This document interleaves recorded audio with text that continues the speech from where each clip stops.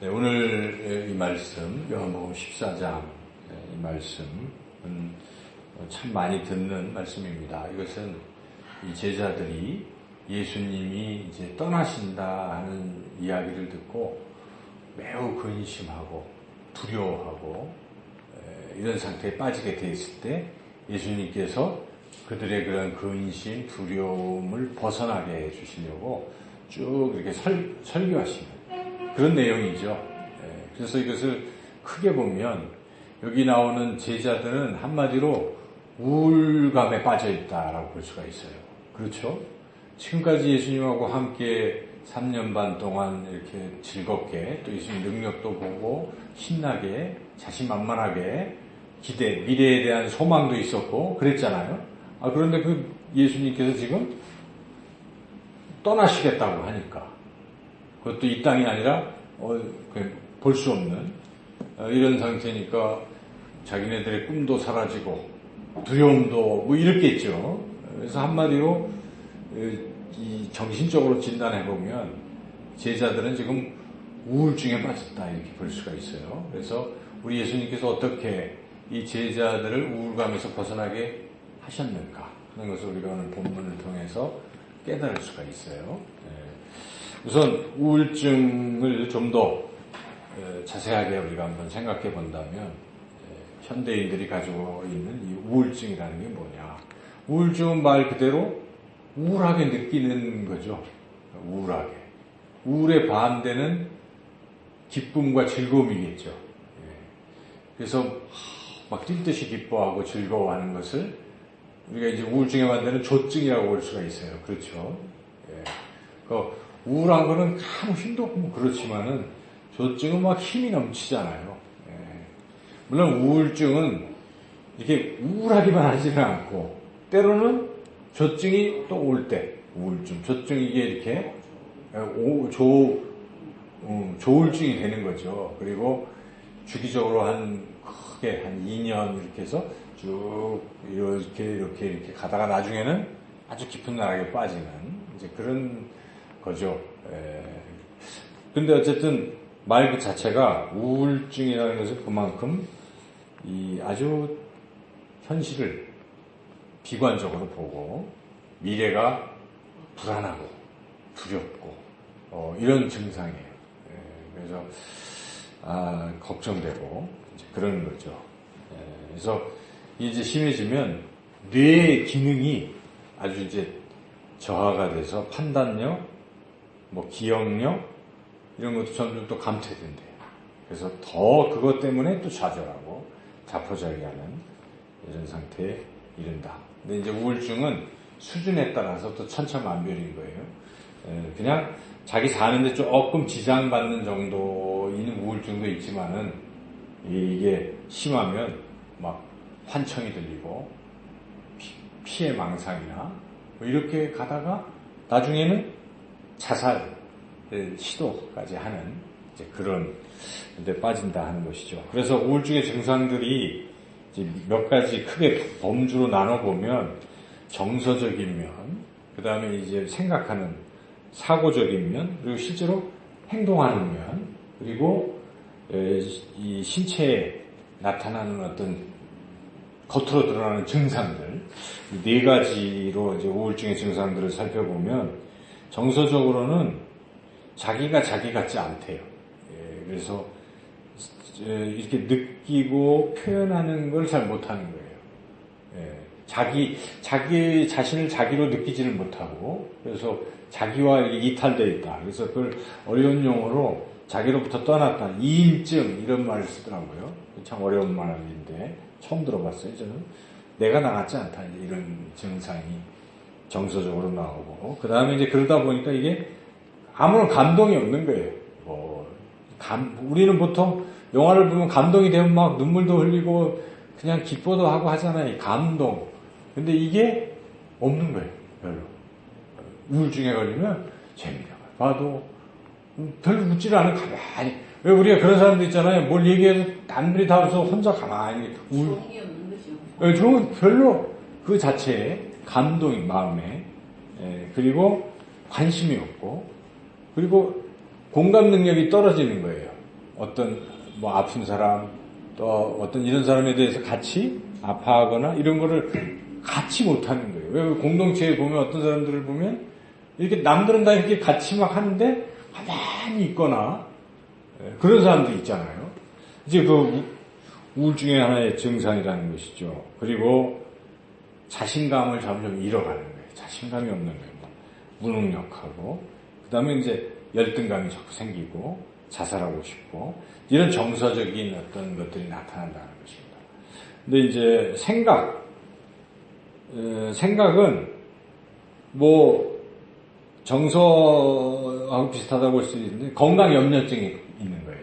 우울증 환자들은 자기 생각 자체가 멀쩡한데 조금만 아프면 이게 굉장히 아파서 죽을 것 같은 이런 상태로 자꾸 빠진다는 것이죠. 그리고 죄책감이 커지고 그리고 이제 또는 사고의 흐름이 속도가 느려지는 거예요. 빠르지가 않고 느릿느릿거리는 이제 이런 사고 장애를 일으키고 행동도 거기에 따라서 행동이 느려진다고 합니다. 우울증에 걸리면 조증에 걸리면 빨라지겠지만 느리고 일상생활이 귀찮아지는 거예요. 귀찮아지고 사람 만나기 싫어요. 사람을 기피하고 대화하는 것도 기피하고 이렇게 이제 되는 거고 이제 네 번째 마지막으로 신체 증상에서는 잠을 잘 못 자는 거예요. 수면 장애. 그리고 소화가 안 돼요. 소화불량, 체중 감소 뭐 이런 그다음에 뭐 항상 권태감, 나른 뭐 이런 어떤 신체 증상이 나타난다는 것이죠. 이런 우울증의 반대가 조증이겠죠. 이거 뒤집어 보면은 조증은 우선 정서적으로는 굉장히 낙관적이 되는 거예요. 할 수 있다. 근데 이게 늘 할 수 있다 이렇게 하면은 그냥 성품이고 긍정적인 사고인데 그거는 짧아요. 조증은 이 우울증에서 항상 우울만 있는 게 아니라 갑자기 어떤 순간에 또 조증으로 바뀌는 기간이 짧은데 그래서 그렇게 막 자신감이 넘치고 그러다 보면 사람 앞에서도 아나무인이고 자기가 최고고 뭐 사람과 막 싸우고 의견 충돌을 일으키고 그 증상이 조증이 나오는 것이죠. 그리고 갑자기 생각이 빨라지는 거예요. 민첩해지고 그런데 이게 너무 빨라지니까 과대망상으로 해요. 뭐든지 막 자기가 대단히 다 할 수 있다 생각하고 막 계획도 거창하게 세우고 다 할 수 있다 이런 식으로. 근데 저기서 보면 푹 없어져 버렸어요. 그리고 이제 반대로 또 생각이 막 빨라지니까 남이 나에게 요 정도 할 거를 크게 피해망상이 되는 거예요. 나 막 죽일 거고 한다. 왜 우리 그렇게 피해망상증들이 있잖아요. 그런 식으로 조증이 나오고 행동도 굉장히 분주해지고 과다한 행동, 남을 참견을 많이 하고 뭐 이렇게 재산을 낭비하고 이런 행동들이 뒤따른다. 뭐 신체적으로는 피로를 못 느끼는 거예요. 잠을 거의 안 자는 거예요. 그리고 막 식사도 안 하고 결국 그걸로 건강이 악화되겠죠. 이제 이런 조증이 또 일시적으로 나타날 수 있다는 것이죠. 그래서 조울증 이게 합쳐진 이런 우울증이 일단 증상이. 근데 이 우울증은 하나님의 사람들도 걸릴 수 있다는 것이고 성경에 걸린 사람들이 오늘 이 제자들도 그런 우울증이 있고 또 결정적으로 엘리야가 그랬어요. 성경에 보면 엘리야라는 사람이 있잖아요. 선지자. 엘리야가 뭐 갈멜산에서 850대 1로 승리를 했잖아요. 엘리야가 갈멜. 그래서 막 굉장한 능력을 발휘했어요. 그런데 이세벨이 아합 왕의 부인인 이세벨이 죽여버리겠다고 했어요. 자기가 모시는 그 우상을 막 그 사제들을 다 죽여버렸으니까 가만 죽이겠다 그러니까 엘리야가 이 소리를 듣고 갑자기 우울증에 빠졌어요. 그래서 로뎀나무 밑에서 그냥 나 죽었으면 좋겠다. 아니 뭐 생을 끊고 싶다. 두려워가지고 이거 쫓아온다고 하니까 갑자기 두려움이 생겼어요. 그래가지고 살기가 싫고 우울증에 빠진 것이죠. 그렇지만은 하나님께서 엘리야의 우울증을 치료하셨어요. 근데 치료하실 때 주 특징이 뭐냐면 치료하시자마자 내버려둔 게 아니에요.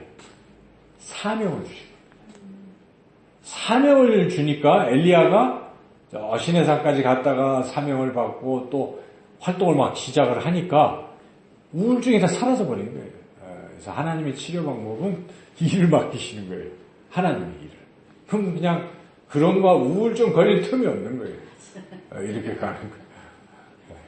오늘 우리가 읽은 이 요한복음 14장에도 제자들이 우울증에 빠졌을 때 결국은 사명을 주시거든요. 예수님께서 제자들에게 사명을 주시고 하니까 이들이 이제 또 벗어나죠. 그래서 그건 굉장히 중요한 요소 같습니다. 그래서 우울증을 하나님은 치료하신다는 것입니다. 그래서 우리가 하나님이 우리를 치료하신다는 것을 우리가 믿고 나가야 되는데 우선 의학적으로도 정신 분석학적으로도 왜 우울증에 걸렸을까? 이건 또 알 필요가 있어요. 왜 우울증에 걸렸는가? 뭐 유전적인 것도 있다고 해요. 유전적으로 부모가 우울증이 잘 걸리는 사람은 자녀도 그런 소지가 있다는 거예요. 그런 유전적 요소가 있대요. 그래서 의학적으로도 뇌에 어떤 뭐가 분비가 잘 안 되면 그럴 수도 있다는 거예요. 뭐 토파민이가 제가 뭐 이런 게 하면 그렇대요.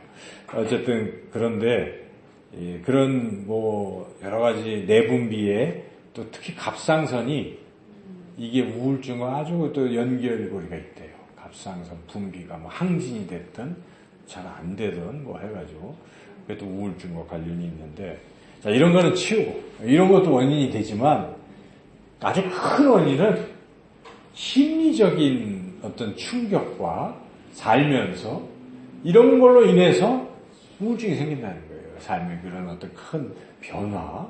그래서 왜 우리 산후 조울증도 있고 뭐 그렇잖아요. 그러니까 삶의 어떤 큰 변화 속에서 그러는데 그런 거에 이제 심리적인 요인이 또 있는 것인데 크게 보면 두 가지로 대별할 수가 있는데 첫째는 살면서 어떤 원하는 것을 못 이루었을 때. 이제 우리 고3 뭐 이런 애들은 우울증, 고3 우울증 같은 건 뭐예요? 자기가 대학교에 들어가려고 했는데 못 들어간 거예요. 원하는 대학교에 못 들어갔어요. 이게 좌절감이 되겠죠. 그래서 이게 깊어지는 거예요. 그렇죠. 그래서 대학교에 막 못 들어갔다고 자살하는 고3 애들도 나오잖아요. 그런 우울증이 깊어진 거죠. 그런 거라든지. 그리고 우리 젊은이들 취준생들. 뭐 그러잖아요. 취업이 안 되는 거예요. 지금. 그러니까 우울해지는 거죠. 거기서 자신감이 떨어지잖아요. 그래서 그러한 어떤 자기가 원하는 걸 못하면 자기 스스로 위축이 되고 또 하나는 미안한 마음이 드는 거예요. 부모한테. 주변 사람들한테. 그래서 이게 걱정이 되는 이걸 보면서 야 이런 부분을 우리가 잘 감싸줘야 되겠구나. 왜냐하면 다 자기를 기대를 다 했는데 이거를 못하니까 본인이 미안해하는 거. 그래서 제가 이거 잘못하면 우리가 교회적으로 실수할 수도 있다는 거죠. 이런 부분에. 그래서 너무 성공 뭐 이런 것을 자꾸 두드러지게 해버리면 심각해질 수도 있는 거예요. 교회에서 막 합격했다 뭐 했다는 걸 너무 부각을 시켜버리면 상대적으로 못하는 사람들은 우울증에 빠지는 거예요. 그래서 앞으로 이런 것을 좀 지양해야 되겠다. 그러니까 너무 드러내지 않는 게 좋을 수도 있겠어요. 그냥 자연스럽게 흘러가게. 그래서 제가 너무 그냥 좋은 마음이었지만 잘 지혜롭지 못했다는 것이죠. 이런 부분에. 그래서 우울증이 왜 생기는 제가 보고 깜짝 놀랐어요. 저는 잘 몰랐는데 우울증은 자기가 하려고 한 것을 못했을 때 그리고 그로 인해서 마음이 약한 사람들은 자기를 기대하는 사람들에 대한 미안함이 커짐으로 그게 우울증을 악화시킨다는 것이. 미안함. 그러니까 우리가 부모도 품어줘야 돼요. 괜찮다. 야, 다 우울증 다 실수할 수 있는 거고 뭐 괜찮아. 하고 격려해주고 아무렇지도 않게 성적이 떨어져도요 그냥 괜찮아. 뭐 공부가 인생의 전부냐? 그래도 공부해요. 그렇게 해도 어쨌든 근데 너무 뭐 하나를 못한 걸 가지고 계속 그래버리면 그거 진짜 우울증에 걸려버리는 거죠. 뭐 자기 못하니까. 그래서 야 이거 그냥 두는 것도 좋아요. 그래서 할 수 있게 이제 해주면 되는 거죠. 그다음 또 하나 중요한 요인은 인간은 죄를 짓고 나서부터 공허감이 생겼답니다. 타락한 인간의 본성 중에 가장 그것이 공허감이에요. 속이 텅 비어있는 거예요. 그래서 이거를 자꾸 채우려고 한다는 것이죠. 뭔가 인간은. 근데 인간들이 채우려고 하는 거에 마귀가 던져주는 게 있다는 것이죠. 이생의 자랑, 또 정욕, 뭐 그런 거 있잖아요. 예. 그런 것들, 예, 성경에 나오는 이제 그런 어떤 육신의 정욕, 안목의 정욕, 이생의 자랑. 요게 이제 마귀가 유혹하는 거리들이잖아요. 예수님도 그렇게 유혹했단 말이죠. 아담과 하와도 이걸로 세 가지로 유혹했어요. 요한일서에 보면은 오늘날도 우리들 인간을 마귀는 이걸로 유혹한다는 것입니다. 그래서 자꾸 즐겨라. 이게 공허하니까 뭐예요? 게임을 하는 거예요, 사람들이. 또는 성적인 탐닉을 하는 거예요. 공허하니까. 뭔가 즐기는 걸 찾는 거예요. 뭐 다른 어떤 즐거움을 뭐 취미라든지 뭔가 이런 걸 채우려고 하는 거예요. 그것도 일종의 고상한 거죠, 그거는. 그렇지만 여하튼 끊임없이 그런 걸 추구하는 거예요, 인간은. 그거를 채우려고 하는 것이죠. 그리고 이제 보는 거, 안목의 정욕, 보는 거, 그 다음에 자랑하려는 거, 공허함을 남들에게 인정받는 걸로 채우려고 하는 것이죠. 이런 것들이 다 채워져서 만족해도 만족 자체가 끝이 없는 거예요, 인간. 안 그렇습니까? 인간이 뭐 만족합니까? 재산이, 내가 1,000,000원만 있어도 좋겠다던 사람이 1,000,000원 생기면 1억, 1억 생기면 10억, 뭐 끝이 없어요, 인간은. 예, 그렇죠.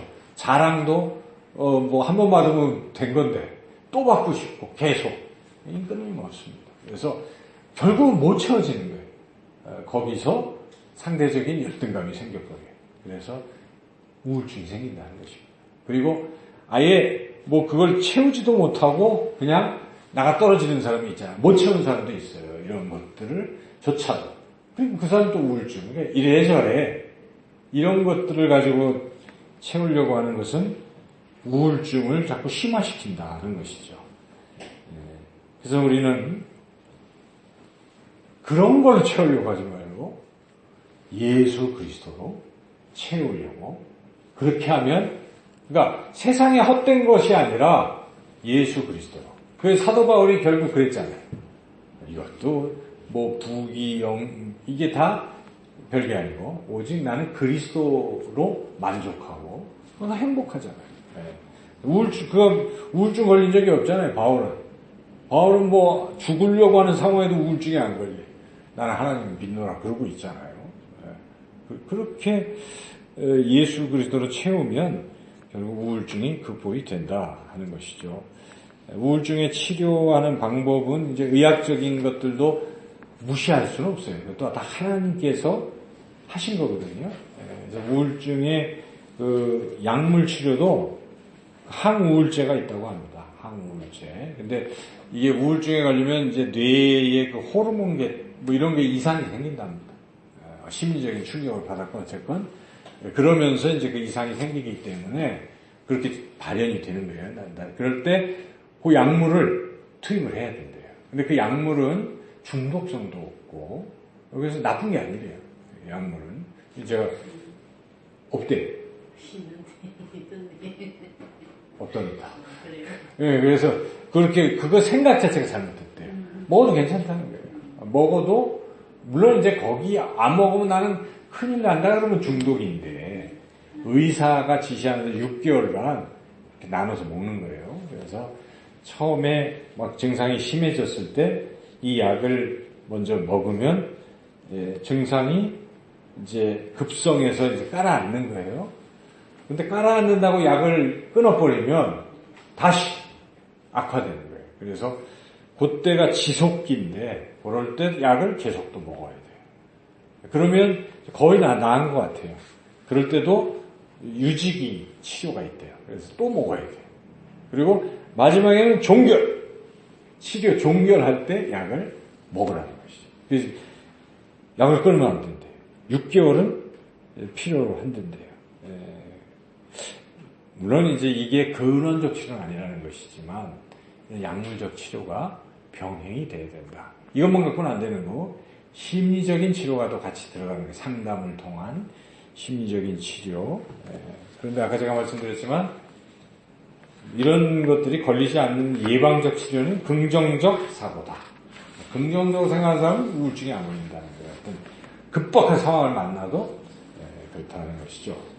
그런데 궁극적인 치료, 완치에 이르게 하는 것은 성경적인 것밖에 없다. 오직 하나님께서만 완전히 치료해 주실 수 있다. 그래서 오늘 우리가 읽은 이 본문 말씀에서 예수님의 치료법을 우리가 잘 관찰해 봐야 돼요. 첫째, 예수님은 어떻게 치료하셨냐면은 2절에 그 답이 나오는데요. 2절을 같이 한번 읽어보겠습니다. 내 아버지 집에 거할 곳이 많도다. 그렇지 않으면 너에게 일렀으리라. 내가 너희를 위하여 거처를 예비하러 가노니. 예, 지금 우울하는 이 제자들에게 해결책으로 너희들이 지금 잠깐 내가 없어서 두렵기도 하고 뭐 걱정도 되겠지만 그러나 내가 지금 가서 하는 것은 너희들을 위해서 거할 천국을 준비하러 가기 때문에 이렇게 예수님은 비전을 주신다는 것입니다. 지금은 현상학적으로 뭐 실질적으로 뭐가 안 되잖아요.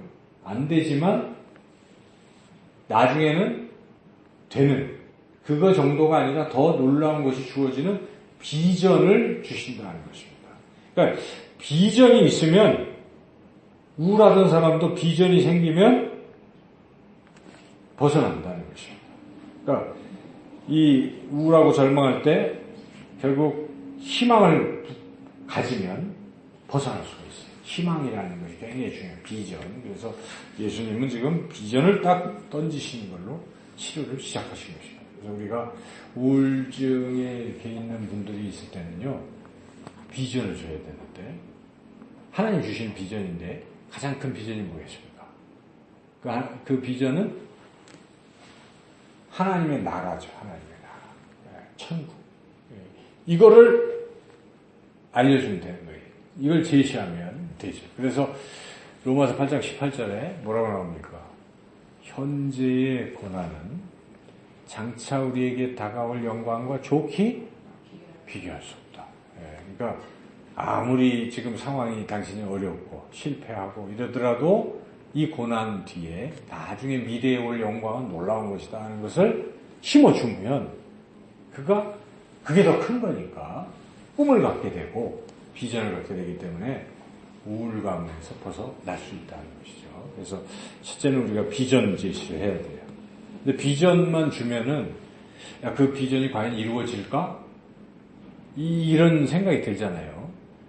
비전이 이루어질 수 있는 길도 줘야 돼요.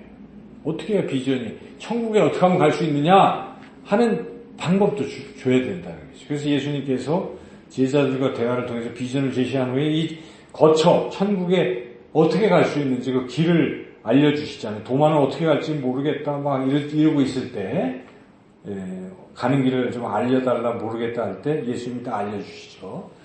6절 읽어보겠습니다. 예수께서 이르시되 내가 곧 길이요 진리요 생명이니 나로 말미암지 않고는 아버지께로 올 자가 없느니라. 예수님을 통해서 천국 갈 수 있다. 방법을 알려주시잖아요. 그래서 우리가 우울증에 빠진 사람들 치료할 때 꿈을 주는 거죠.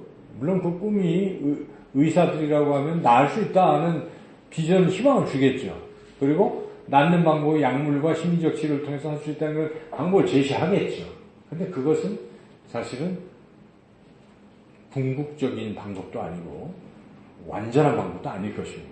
그래서 우리가 우울증에 걸린 분들에게도 천국에 대한 하나님이 주시는 그 놀라운 소망, 복음을 들려주고 그리고 예수님을 통해서 얻을 수 있다는 방법까지 같이 제시해야 된다는 것이죠. 그리고 이 비전이 실제로 이루어지려면, 우울증에서 완전히 치료되려면 뭘 해야 되느냐? 이 마지막 방법도 알려주지만 이제 길을 알려주는 거지. 방법이라고 합니다. 비전에 이르는 길. 그리고 실제적으로 할 수 있는 것. 그게 이제 13절, 14절이죠. 읽어보겠습니다. 너희가 내 이름으로 무엇을 구하든지 내가 행하리니 이는 아버지로 하여금 아들로 말미암아 영광을 받으시게 하려 함이라. 내 이름으로 무엇이든지 내게 구하면 내가 행하리라. 나한테 기도하고 요청해라. 하나님 고쳐주세요. 요청하라는 것입니다. 그러면 하나님이 치료해 주신다는 것이죠. 그래서 이렇게 3단계. 그러니까 우울증에 걸린 사람에게 첫째는 나을 수 있다. 그렇죠? 비전을 줘야죠. 그리고 더 나아가서 우리는 영적인 치료가 필요하잖아요. 그러니까 복음을 제시해야 돼요. 인생 전체적으로. 그래서 하나님 나라를 소개하고 가는 길은 예수 그리스도를 통해서 갈 수 있다. 물론 거기에 여러 가지 하나님께서, 예수님께서 인간들의 의학적인 의술도 주셨다. 이런 얘기를 해야죠. 그래서 약물 거부하면 안 됩니다. 거부하지 않도록 그런 것도 제시해주고 또 심리적 치료도 필요한 거예요. 이같이 다 병행하도록 다 해야지 갑자기 끄집어내가지고 이래버리면 안 돼요. 그래서 그런 과정을 같이 하면서, 그러나 그것은 일시적인 치료는 될지 몰라도 궁극적 치료가 안 되기 때문에 영적인 이 부분이 들어가야 돼요. 사실 어떻게 보면 우울증을 만드는 존재가 사탄입니다. 사탄이에요. 사탄. 마귀예요. 마귀의 목적은 우울증을 줘가지고 하나님과의 관계를 멀어지게 하는 거예요. 그래서 크리스찬이 우울증에 걸리면 하나님에 대한 생각이 막 바뀌고 믿음이 약해져요.